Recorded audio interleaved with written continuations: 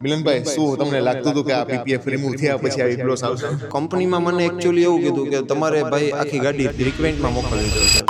So finally તમે જે gloss જોવો છો ને એ આપણી પીપીએફ જે નાના નાના પીસમાં કાઢતા હતા ને એ આખી રિમૂવ કરી અને ટોટલી ગમ રિમૂવ કરી અને સિરામિક કોટિંગ થયા પછીનો ગ્લોસ છે.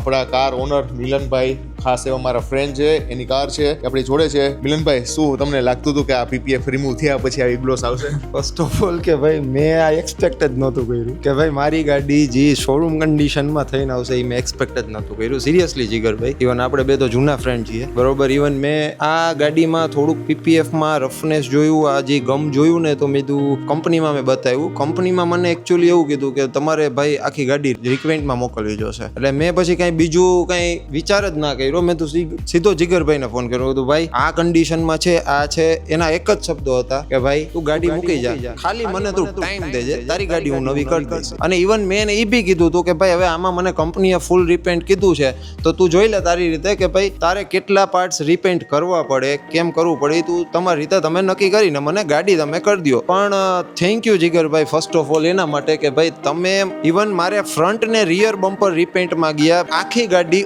ઓરિજિનલ કંપની પેન્ટમાં મને નવી કરીને આપી. જીગરભાઈની ટીમ બહુ સારી છે. ઇવન એને એ લોકો મેં છેલ્લા 20 દિવસથી આ જોયું કે ભાઈ 3-4 વાર હું આવ્યો, વિઝિટ કર્યું આ લોકોનું, અને એ લોકોનું જે હાર્ડવર્ક છે એ મેં જોયું કે ભાઈ સતત એક આટલા કટકા નીકળતા હતા ને એની ટીમ સતત ગાડીમાં છતાંય વગર થાય કે એ લોકો કંટાળો આવે એવું કામ હતું, છતાંય એને વગર થાય કે મારી ગાડી એને મને નવી કરીને આપી. અને આઈ એમ એક્સ્ટ્રીમલી વેરી સેટિસ્ફાઈડ જીગરભાઈ, સિરિયસલી.